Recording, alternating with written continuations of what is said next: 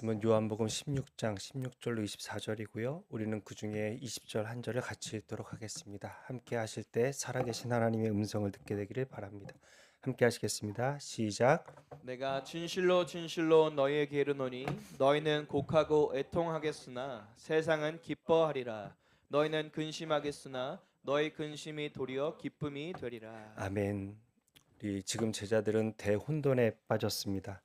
십자가를 예고하시고 또 지금은 당장 너희들이 나를 좇을 수 없다 하시고 또 얼마 지나고 나서는 또 본다 하시고 성령이 강림한다 하시고 뭐 여러 가지 이런 예고들이 지금 제자들이 감당하기가 어려운 그런 상황으로 치닫고 있습니다. 오늘 이 말씀의 본문의 16절은 이렇게 시작을 하고 있는데요. 한번 같이 읽어볼까요? 읽겠습니다. 시작. 조금 있으면 너희가 나를 보지 못하겠고 또 조금 있으면 나를 보리라 하시니. 예, 미크론, 그러니까 아주 작은 단위를 이야기합니다. 아주 조금 있으면 너희가 나를 보지 못하겠고 또 조금 있으면 나를 보리라 이렇게 두 번을 반복해서 말씀을 하시네요.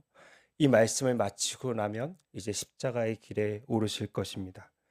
이제 죽으시기에 다시는 볼 수 없을 것이고 또 조금 있으면 부활하시기 때문에 또 나를 보리라 하신 것을 예고하고 계시죠. 그런데 3년 동안 주님과 동고동락했던 그 제자들이 전혀 지금 이 부분에 대해서 이해하지 못하고 있음을 우리는 본문을 통해서 볼 수가 있습니다.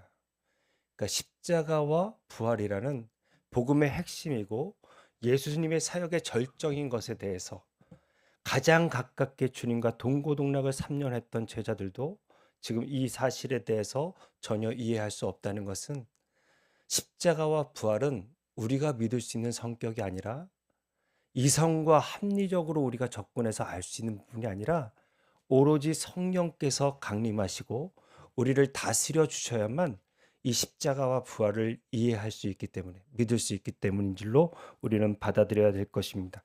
우리는 성령을 받았기 때문에 지금 이 말씀을 듣고 이게 어떤 말씀이다라는 것을 분명하게 깨닫지만 예수님 옆에 있었던 제자들은 사실상 우리 정도의 이해를 할 수 없었다는 것을 우리 성도님들께서 인지해 주셨으면 좋겠습니다. 그리고 이어서 17절로 18절 이렇게 제자들이 모르니까 이렇게 이야기를 하게 되네요. 한번 같이 읽어봐요. 읽겠습니다. 시작. 제자 중에서 서로 말하되 우리에게 말씀하신 바 조금 있으면 나를 보지 못하겠고 또 조금 있으면 나를 보리라 하시며 또 내가 아버지께로 감이라 하신 것이 무슨 말씀이냐 하고 또 말하되 조금 있으면이라 하신 말씀이 무슨 말씀이냐 무엇을 말씀하시는지 알지 못하노라 하거늘. 계속해서 지금 반복하고 있습니다. 그러니까 모른다라는 것을 아는 것은 굉장히 중요한 것인데 어찌됐거나 제자들의 한계도 분명해 보입니다. 알지 못한다. 왜 모를까요? 이렇게 식사를 하면서 뉴스를 자주 봅니다. 네, 저는 빨간 글씨를 주로 보고 제 아내는 그 밑에 이렇게 검정 글씨로 이렇게 지나가는 것들을 보면서 저한테 물어보는데 저도 분명히 그 화면을 봤지만 전혀 그러니까 관심이 어디 있느냐에 따라서 여러분 사람이 보는 게 다르고 듣는 게 달라요. 마음 생긴 대로 보고 마음 생긴 대로 듣는 것입니다. 그죠? 지금 제자들은 여러분 3년 동안 따라다닌 이유가 십자가가 아니에요. 그러니까 그들은 온전히 정치적인 메시아, 기대했던 메시아상이 딱 있어요. 그들의 생각에는 십자가는 전혀 없는 이야기입니다. 아무리 주님이 십자가에 대해서 얘기하셔도 마음에 없기 때문에 들리지를 않습니다. 제자들은 지금 십자가 없는 부활, 영광을 꿈꾸고 있습니다. 기다림 없는 회복을 꿈꾸고 있습니다. 눈물 없는 성공을 바라고 있습니다. 십자가를 전혀 마음에 두지 않는 제자들은 알래야 알 수가 없는 것입니다. 사랑하는 여러분, 정말 우리의 마음이 어디에 있습니까? 정말 주님이 자기 십자가를 지고 나를 좇으라 하신 그 주님의 말씀에 제자라 하면 이런 그 계명을 따르는 자고 자기 십자가를 지고 예수를 좇는 사람일 텐데 정말 우리 마음에 십자가가 있습니까? 우리도 지금 십자가 없는 영광을 꿈꾸고 땀이나 눈물을 흘리지 않는 승리를 바라며 기다림 없는 회복을 요구하고 있는지는 아닌지 모르겠습니다. 우리는 때로는 설교를 듣고 묵상을 합니다. 그죠? 근데 말씀을 듣는 중에 잘 깨달아지지 않는 말씀이 분명히 있어요. 근데 조금 지나면 또 우리의 믿음이 자라고 또 성령님이 감동해 주시면 깨닫게 될 때도 물론 있지만, 이런 말씀을 듣고 묵상을 하는데 지금 삶에서 마주하는 이 큰 문제, 어려움, 어떻게 해야 되나 생각해 보면 아는 게 없단 말입니다. 이 말씀을 적용할 수가 없고 어떻게 살아야 되는지 정말 믿지 않는 사람과 별반 차이가 없는 우리의 모습을 보게 됩니다. 하나님이 살아계신데 정말 주님 이렇게까지 하셔야 되겠습니까? 무엇이든지 구하라 하셨잖아요. 그래도 이렇게까지 구하는데 정말 이렇게까지 침묵하실 수가 있으십니까? 하나님이 선한 목자라 하시는데 저는 너무 외롭습니다, 주님.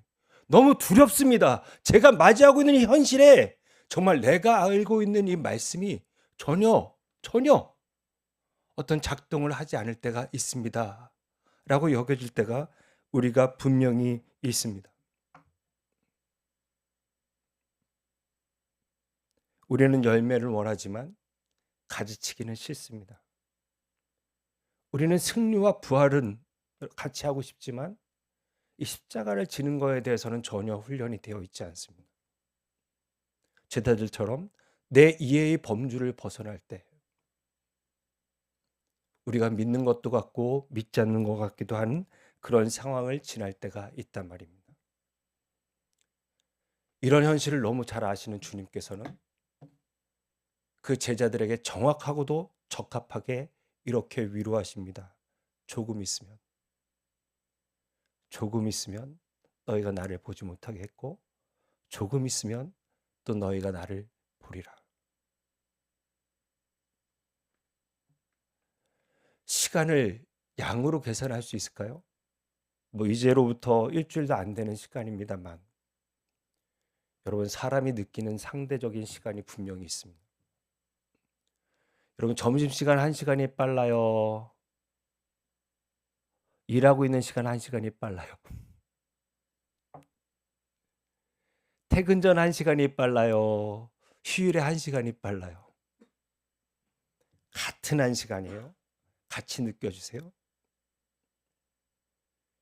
여러분, 어떻게 주님 앞에 지금 십자가를 앞에 두신 주님이 지금 당신이 져야 되는 그 십자가와 고초와 수치와 모든 것들을 앞에 두고 조금이라고 말씀하실 수 있을까요? 제자들을 위해서, 이렇게 혼돈에 빠져 있는 제자들을 위해서 그들을 위로하시는 그 따뜻한 마음을 오늘 본문을 통하여 느낍니다. 19절 한번 읽어볼까요? 읽겠습니다. 시작. 예수께서 그 묻고자 함을 아시고 이르시되 내 말이 조금 있으면 나를 보지 못하겠고 또 조금 있으면 나를 보리라 함으로 서로 문의하느냐.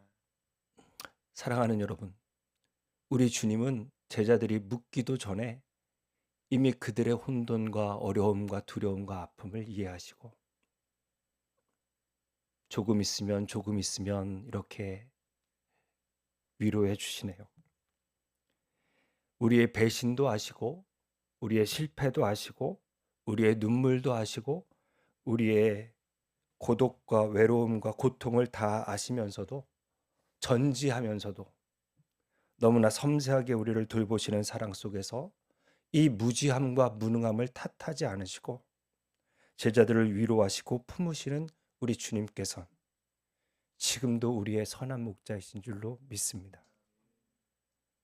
저의 혼돈과 어려움과 두려움과 고통과 괴로움을 말씀을 들었는데도 이 어려운 현실 앞에서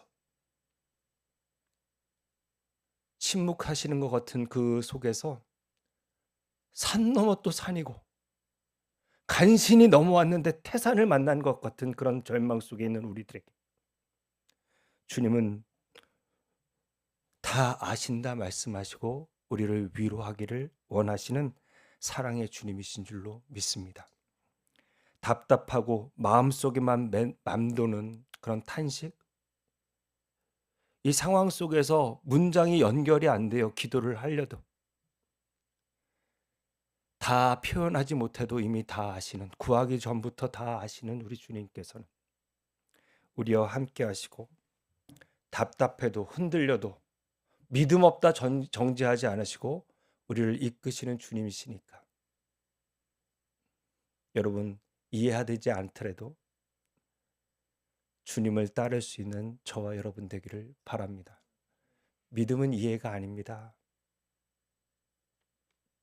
믿음은 이해가 아니라 정말 주님을 아는 것입니다. 미래는 알고 가는 것이 아니라 믿고 가는 것입니다. 지금 우리가 보이지 않더라도 조금 있으면 주님께서는 분명히 우리에게 답을 주실 줄로 믿습니다. 그래야 주님을 더 좇을 수 있는, 이해되지 않을 때 나를 다 아시는 주님을 믿고 신뢰할 수 있는, 나보다 더 선하신 주님께서 모든 것이 합력하여 선을 이루실 수 있다는 것을 믿고 신뢰하며 주님을 믿고 따라가는 저와 여러분이 되기를 바랍니다. 제자의 삶은 내가 이해되면 따라가는 길이 아니라 믿고 가는 길이 제자의 길인 줄로 믿습니다. 첫 번째로 제가 기도하고 싶은 것은 오늘 본문을 통해서 같이 읽어봅니다. 읽겠습니다. 시작. 제자의 길은 알고 가는 길이 아니라 믿고 가는 길입니다. 우리의 무지를 책망하지 않으시고 혼란을 품어주시는 주님께서 우리의 모든 혼란을 품어주시는 귀한 밤이 되기를 소망해 봅니다. 우리 20절 한번 읽어봅니다. 읽겠습니다. 시작. 내가 진실로 진실로 너희에게 이르노니 너희는 곡하고 애통하겠으나 세상은 기뻐하리라. 너희는 근심하겠으나 너희 근심이 도리어 기쁨이 되리라. 지금 제자들이 이제 겪을 일에 대해서는 또 분명하게 말씀을 해주시네요. 너희는 십자가 앞에서 완전히 모든 소망이 다 박살날 것이다. 너희들이 곡하고 애통하는 슬픔 속에 거할 것이다. 두려워하고 흩어지고 통곡할 것이다. 그러나 원수들은 기뻐할 것이다. 그 일로 인해서. 여러분, 지금도 마찬가지 세상은 우리를 불편해하죠. 우리는 절대 진리를 믿지만 세상은 그렇지 않습니다. 요즘처럼 포스트 모더니즘 시대에 상대적인 그런 진리가 팽배해 있는 곳에서 여러분 진리를 얘기하면 구석기 시대 얘기를 듣는 것 같고 거룩에 힘쓰면 정말 위선자라고 우리를 사정없이 공격하고 또 우리가 볼 때에도 정직하게 열심히 사는 사람들은 다 손해보고 사는 것 같고 세상의 방법대로 요리조리 이렇게 불법을 행하는 사람들은 다 잘 먹고 잘 사는 것 같은 그런 상황에서 우리가 살아가는 게 사실 아니겠어요? 그런데 문제는 우리는 애통하고 세상은 기뻐하겠지만 그렇게 끝나지 않을 것이라고 주님이 분명히 말씀하십니다. 제자들에게 근심이 없다고 말씀하시는 게 아니라 이 근심이 반드시 변해서 기쁨이 되리라 선포하고 계십니다. 이 십자가의 고통이 부활의 진리 앞에서 전혀 다른 의미를 갖게 된다는 것을 주님은 우리에게 가르쳐 주시는데 이것을 해산의 고통에 비유하셔서 우리에게 가르쳐 주시네요. 21절 같이 읽어봐요. 읽겠습니다. 시작. 여자가 해산하게 되면 그때가 이르렀으므로 근심하나 아기를 낳으면 세상에 사람 난 기쁨으로 말미암아 그 고통을 다시 기억하지 아니하느니라. 지금 주님께서는 절대로 제자들의 고통을 가볍다고 얘기하지 않으십니다. 분명히 엄청난 고통이 있을 것이다 말씀하시고 또 제자들이 겪고 있는 이 고통 속에서 겪고 있는 슬픔과 혼돈과 불신앙 같은 모습을 절대로 가볍게 여기시지도 않습니다. 근데 분명한 것은 별거 아니야. 금방 지나가. 이런 차원보다는 분명히 진짜 힘들고 아프지만 이것은 해산의 고통과 같을 것인데 그 해산의 고통 지나서 생명을 낳게 되는 놀라운 승리와 영광이 있을 것이며, 그 기쁨을 알게 될 때 이 고통을 다시는 기억하지 않을 정도로 이 모든 근심이 변하여 기쁨으로 삼아 주실 것을 우리에게 예언하고 계십니다. 여러분, 해산의 방에서 들려오는 비명 소리, 뼈가 20개가 부러져 나가는 고통이랍니다. 그러니까 해산의 고통은 뭐 온몸이 다 열리는 그런 고통이겠죠. 네, 여러분, 십자가의 고통을 그거와 비유할 수 있을까요? 제가 다음 주에 고난주간에 저녁에 묵상하면서 나누겠지만, 그 십자가형이 주는 고통은 이루 말할 수가 없어서 로마 사람들은 입에도 담지 않는, 십자가라는 마음을 입에도 담지 않은 그런 처절한 형벌이었음에도 불구하고, 여러분, 우리는 그 형틀, 그 처절한 십자가의 의미를 완전히 다르게 이해합니다. 그죠? 예수님의 부활의 승리 덕분에 그 저주받은 십자가가 우리에게 전혀 다른 의미로 다가오는 것처럼, 지금 우리가 겪고 있는 이 근심과 고통과 아픔과 모든 어려움이 어느 순간 주님의 오메가 포인트에 전혀 다른 해석과 전혀 다른 의미로서 주님이 삼아 주실 것을 약속하고 있기에, 우리는 지금의 이 고난과 고통이 이해되지 않을지라도 주님이 말씀하신 이 말씀을 믿음으로 선포하고 받고, 이 근심을 근심이 변하여 기쁨이 되게 하시는 그 놀라운 은혜, 다시는 이 고통을 기억하지 않고 우리에게 기쁨과 승리를 주실 주님을 기대할 수 있는 저와 여러분이 되기를 바랍니다. 제자들 앞에서의 십자가는 여러분, 자신들의 전 인생입니다. 주님을 3년 따랐지만 배도 버리고 가족도 버리고 따랐던 사람입니다. 그 모든 자신의 소망이 다 무너지는 그 순간, 그것이 절대 가볍지 않다, 그것이 절대로 아프지 않다, 그렇게 말씀하시지 않고 그 모든 것들이 변하여 승리와 생명이 되리라 말씀하시는 주님 앞에서 우리는 이 말씀을 붙들어야 될 줄로 믿습니다. 로마서 8장 17절로 18절 같이 읽어봅니다. 시작. 자녀이면 또한 상속자 곧 하나님의 상속자요 그리스도와 함께한 상속자니 우리가 그와 함께 영광을 받기 위하여 고난도 함께 받아야 할 것이니라. 생각하건대 현재의 고난은 장차 우리에게 나타날 영광과 비교할 수 없도다. 하나님 잘 믿고 그리스도와 더불어 약속의 상속자면 좀 고난이 없었으면 참 좋겠다, 우리는 그렇게 생각하지만, 우리 예수님께서도 생명을 낳기 위해서 십자가를 지셨다는 것을 우리는 기억해야 되고, 또 생명 있는 자에게, 상속자에게 영광을 위하여 고난을 통과하실 때가 있다는 것을 기억하며, 우리가 지금 마주한 이 고난 앞에서 속상하고 괴롭고 고통스럽고 어렵더라도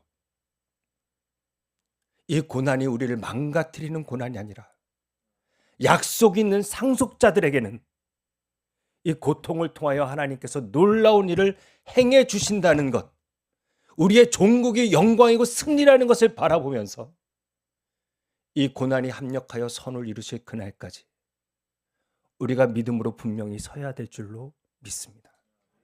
우리 주님은 이 고난을 재료 삼아 영광을 주시는 하나님이신 줄로 믿습니다. 사랑하는 여러분, 이 일주일, 아니 3일을 살면서도 너무나 속상하고 괴로운 일들을 마주하신 성도님들이 많다는 걸 제가 알고 있습니다. 기가 차고 정말 어떻게 이럴 수가 있나. 내가 그래도 하나님을 믿고 기도하는데 어째 이러나.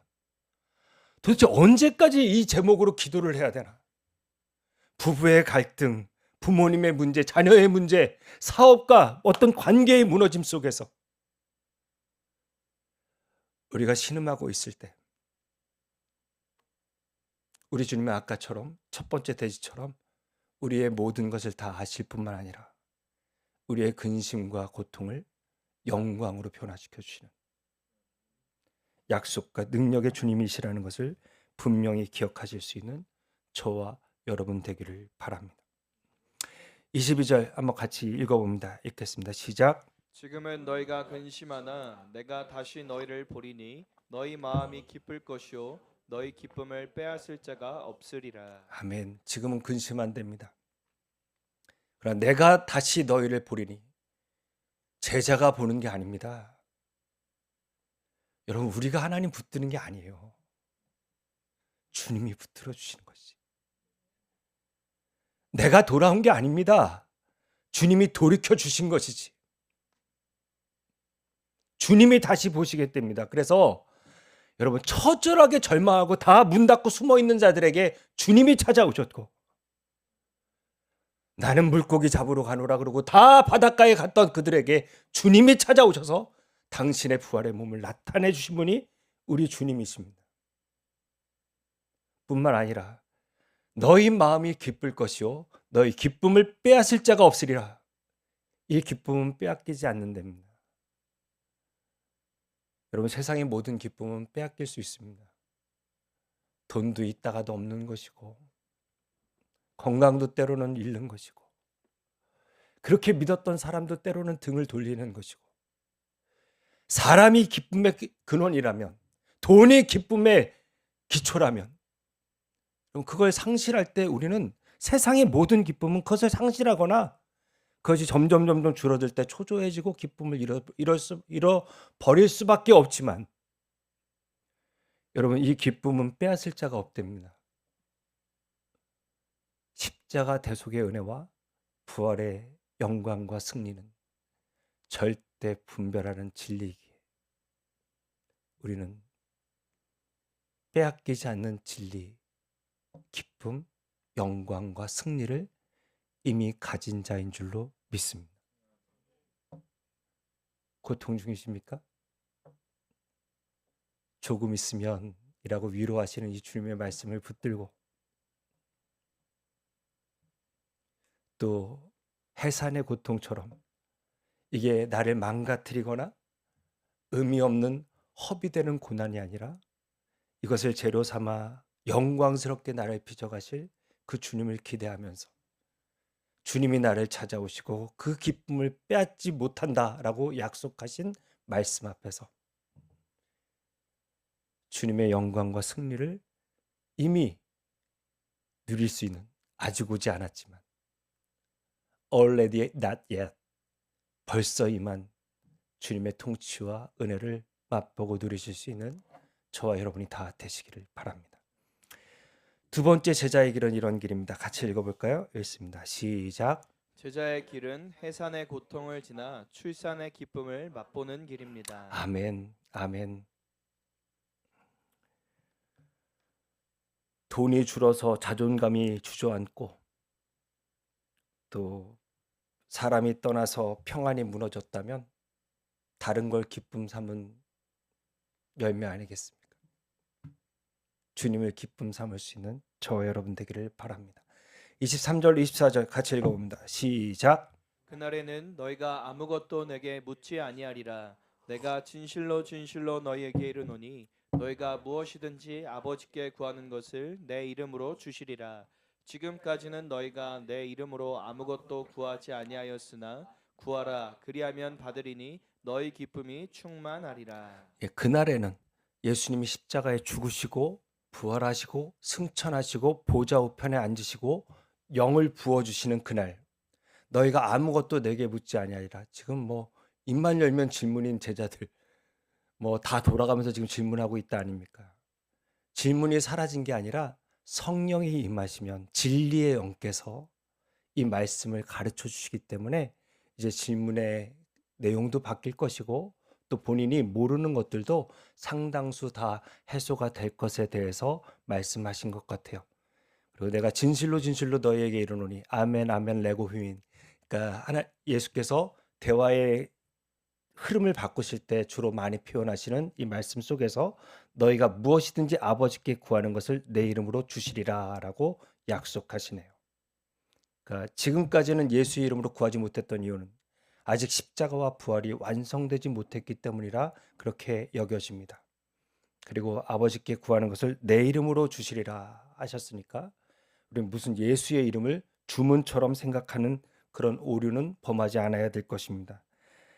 예수의 이름은 예수의 인격과 예수의 뜻을 의미하고 예수의 이름으로 구하는 것은 그 목적이 하나님의 영광이 되어야 된다고 지난주에 제가 말씀 속에서 나눴던 것 같습니다. 그래서 구속사를 감당하신 십자가를 지시고 부활 승천하신 그 예수 그리스도의 이름, 그분의 뜻, 그분의 의지, 그분의 성품을 위해서 하나님의 영광을 위하여 구하는 예수의 이름으로 구하는 모든 것들을 아버지께서는 분명히 주실 것이다. 내 자격이 아니에요. 내 공로가 아니에요. 기도는 오직 예수의 공로와 예수의 은혜로 우리가 담대히 구할 수 있는 그 은혜인 것입니다. 그래서 기도는 여러분 사람을 바꿔요. 그러니까 저는 기도가 사라진 것도 참 아쉽지만 내가 너무 신앙의 중심이 돼버린 신앙생활이 요즘에 참 많이 젊은 사람들 또 시대가 그런 것 같습니다. 젊은 사람들만은 아니겠죠. 다 너무 신앙생활을 자기 관점과 자기 주관으로 해요. 기도라는 것은 내 뜻을 내려놓고 주님의 뜻을 품는 것입니다.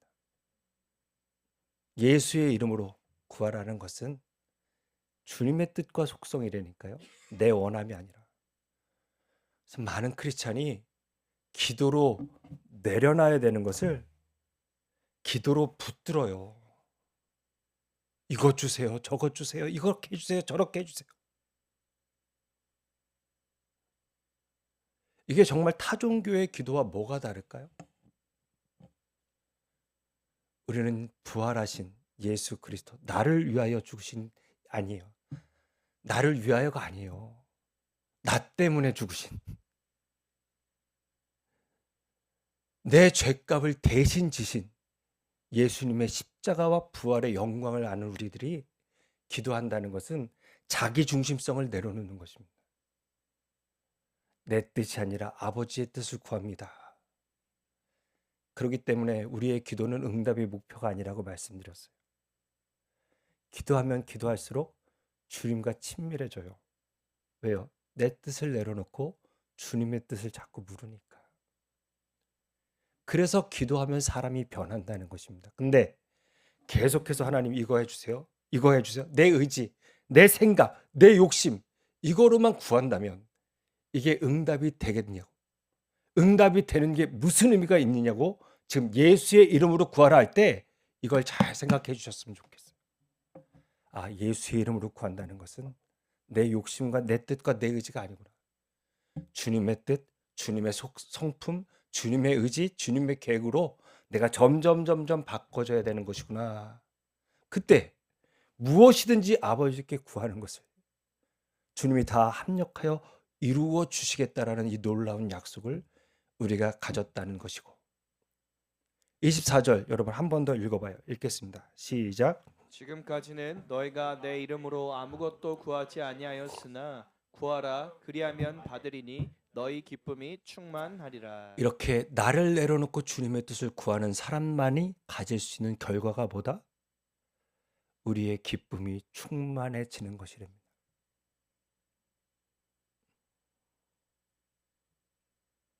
저는 이 기쁨을 가진 목사가 되고 싶습니다. 우리 교회 성도님들이 세상이 알지 못하는 기쁨을 가진 성도들이 되시기를 축복합니다. 이 기쁨, 소원 성취가 아니라 하나님과 교제 안에서 누리는 참 기쁨과 평강. 주님을 알기 때문에 내가 문제가 안 풀려도 선하시고 미쁘신 주님께서 나의 플랜과 나의 타이밍을 내려놓게 하신 이유가 있겠지. 내 기도를 왜 안 들어주셨어? 이게 아니라 그 이유가 있겠지 라고 생각할 줄 아는 사람이 가지는 평안, 그리고 주님을 알아가는 기쁨. 예수님 때문에 흔들리지 않는 기쁨을 얻는 것이 진짜 더 큰 은혜라 생각합니다. 내 요구와 소원이 응답되는 것보다 하나님과 더 가까워지는 것이 더 큰 은혜다라고 생각할 줄 아는 저와 여러분 되기를 바랍니다. 여러분, 요즘에 이렇게 셀에서 영혼을 품고 우리가 기도하는데 저는 가장 큰 전도는 우리가 기쁨이 있어야 된다고 생각해요. 형통하고 부하고 건강할 때만 우리가 기뻐할 수 있다면 우리는 지금 이 기쁨과는 좀 차원이 다른 것 같아요. 이 기쁨을 꼭 소유하실 수 있는 저와 여러분 되기를 바랍니다. 기뻐할 일이 있어야 기뻐하지 뭐 이렇게 생각하지 마시고 이 기쁨, 세상이 알지 못하는 기쁨을 추구할 수 있는 은혜가 있기를 바라는데, 오늘 제가 이 기쁨을 묵상하다가 이 구절이 떠올랐습니다. 한번 같이 읽어볼까요? 읽겠습니다. 시작. 눈물을 흘리며 씨를 뿌리는 자는 기쁨으로 거두리로다. 우리가 지금 살펴본 기쁨은 우리의 감정적 기쁨이 아닌 것 같아요. 이 기쁨도 눈물로 씨를 뿌린 사람만 거둘 수 있는 기쁨 같아요. 그냥 가만히 있으면 아유, 하나님 어떻게 날 기쁘게 하시나 보자 이러고 있으면 기쁨이 오는 게 아니라 우리가 눈물로 씨를 뿌리며 기쁨을 거둘 수 있도록. 여러분, 요번에 WBC 베네수엘라가 우승했어요. 야구 대회에서. 가만히 있어서 우승했을까요? 아니면 열심히 훈련하고 전략을 짜고 또 그러는 와중에, 제가 주일날 사실 영상을 틀어드리려고 했는데 그게 스페니쉬인데 기도의 내용이 글자가 안 보여서 결국은 못 틀었는데요. 베네수엘라 야구 선수 기도 뭐 이렇게 치면 유튜브에 나올 겁니다. 어떻게 기도했는지 한번 보실 수 있는 분은 보셨으면 좋겠어요. 그렇게 열심히 훈련하고 그렇게 기도하면서 하나님의 영광을 위해서, 그리고 야구 선수로서 정말 하나님의 향기를 드러내고 즐겁게 야구할 수 있도록 해달라는 그들의 기도. 뿌렸으니까 우승이라는 기쁨이 오는 거 아닐까요?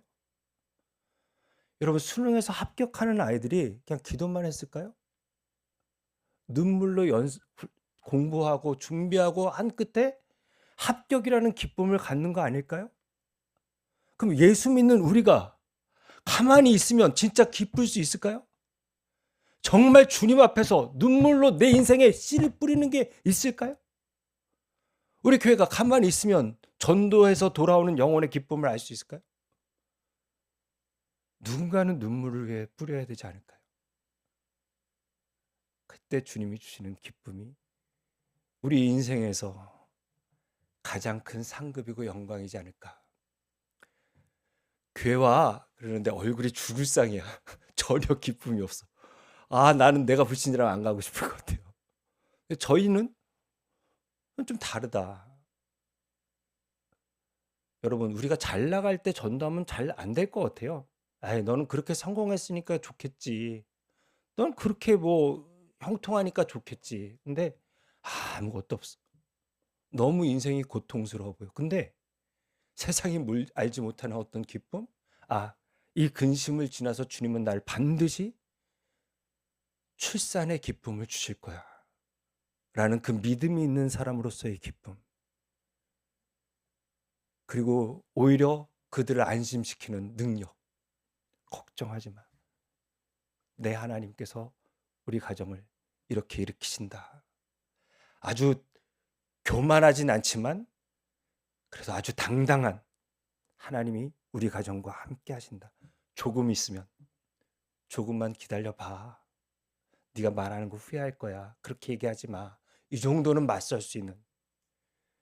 옆에서 거봐 이러는데 아멘하고 있으면 어떡합니까? 예수 믿는 사람들이. 정신 똑바로 차리시고 예수 잘 믿는 제자의 길을 걷는 저와 여러분 되기를 바랍니다. 마지막 같이 읽어봅니다. 시작. 제자의 길은 예수 이름으로 뿌리고 기쁨으로 거두는 길입니다. 여러분,